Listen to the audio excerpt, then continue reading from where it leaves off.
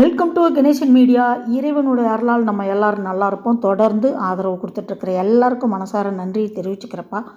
மறக்காமல் லைக் பண்ணுங்கள், ஷேர் பண்ணுங்கள், சப்ஸ்கிரைப் பண்ணுங்கள், உங்களுடைய கருத்தை பதிவு பண்ணுங்கள். வாங்க இன்றைக்கி என்ன வீடியோன்னு பார்ப்போம். சில பிரச்சனைகள் நாட்டில் நடந்துகிட்ருக்கு அப்படின்னு தெரிய வரும்போது நம்ம என்ன சொல்லுவோம்னா, வெளியே பார்த்து போயிட்டு வா அப்படின்னு சொல்லும்போது பக்கத்தில் இருக்கிறவங்க, அதாவது பெரியவங்க, நேராக கடைக்கு போக போகிற, நேராக வீட்டுக்கு வர போகிற, தேவையில்லாமல் இடையில நின்று யாருக்கிட்டையும் பேசாத அப்படின்னு சொல்லி அனுப்புவோம். அப்படி இருந்தும் பிரச்சனை வந்துச்சு. அதுக்கப்புறம் சைக்கிளில் போய் வரும்போதும் பிரச்சனை வந்துச்சு. நேராக சைக்கிளில் போய் வரப்போகிறேன், என்ன பிரச்சனை அப்படிங்கும்போது அதுலேயும் பிரச்சனை வந்துச்சு. வண்டியில் தானே போகிறான், அதாவது இருசக்கர வாகனம், புதுசாக பைக்கெல்லாம் வாங்கும்போதெல்லாம் நேராக வண்டியில் போகிறேன், சல்லுன்னு கடைக்கு போயிட்டு வரப்போகிறேன், ஆஃபீஸ்க்கு போயிட்டு வரப்போகிறேன். அப்போயும் பிரச்சனைகள் வந்துச்சு. பெண்களுக்கும் சரி ஆண்களுக்கும் சரி, நல்லவங்களாக போய் வந்தாலும் சில ஜென்மங்கள் தீயவர்கள் அவர்களுடைய மது மாது சூது இந்த பழக்கத்தினால் நல்லவர்களுக்கு கொடுக்கும் கஷ்டங்கள்.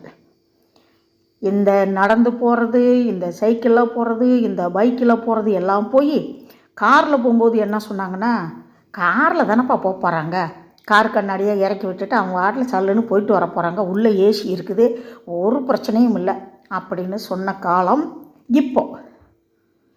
இந்த காலத்தில் அதாவது இப்படி போகும்போதும் அந்த காரை நிறுத்தி அந்த தம்பதிகள் கூட மல்லு கட்டி பிரச்சனை பண்ணி ஒரு போதை பழக்கத்தினால வந்த இளைஞர்கள் சமுதாயம் எந்த அளவுக்கு போய்கிட்டு இருக்கு பாருங்கள்.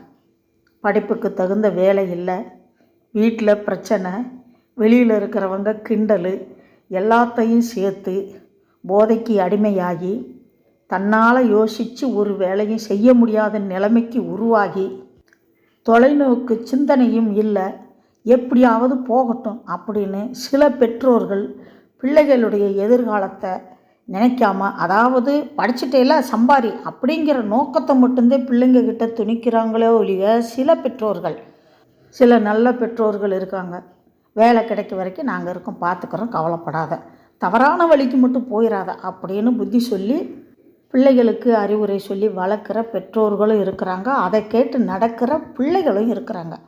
ஆனால் இன்றைக்கி இந்த வீடியோ பார்த்தப்போ ரொம்ப ரொம்ப மனசு கஷ்டமாக இருந்துச்சு. காருக்குள்ளே குழந்தையோட ஒரு தம்பதிகள் போய்கிட்டு இருக்காங்க, காரை மறித்து அவங்க கூட வம்பிழுத்து மல்லு கட்டுறாங்கன்னா எந்த அளவுக்கு இந்த இளைய சமுதாயம் கெட்டு போய்கிட்டு இருக்குன்னு பாருங்கள். இப்படியே போச்சுன்னா நம்மளுடைய தலைமுறைகள், இளைய சமுதாயம், நமது பிள்ளைகள், பேர பிள்ளைகள், கொள்ளு பேர பிள்ளைகள் இந்த உலகத்தில், இந்த பூமியில் எப்படி வாழ்ந்து சமாளிக்க போகிறாங்கன்னு தெரியலப்பா. உண்மையிலேயே பயமாக இருக்குது. ஏன்னா ஆன்மீகமாக திருவாசகம் அது இதுன்னு நல்ல விஷயங்களை சொல்லி கொடுத்து வளர்க்குற குடும்பங்கள் ஒரு பக்கம், எப்படியாவது போ, நாங்கள் இப்படி தான் இருப்போம், நடக்கிறது நடக்கட்டும், சுதந்திரமாக இருப்போம் அப்படின்னு தவறான வழியில் அதைத்தே சுதந்திரம்னு நினச்சிக்கிட்டு கேடுகட்டு பிள்ளைகளை வளர்த்துக்கிட்டு இருக்கிற சில பேர். இது என்ன ஆகுதுன்னா நல்லவங்களுக்கும் சேர்ந்து கஷ்டம். இப்போ ரோட்டில் போகும்போது வாகனத்தில் நம்ம சரியாக பார்த்து போனாலும் எதிரில் வர்றவங்க சரியாக வந்தால் தான் நம்ம சேஃப்டிக்காக போக முடியும். அது மாதிரி தானே வாழ்க்கையும்.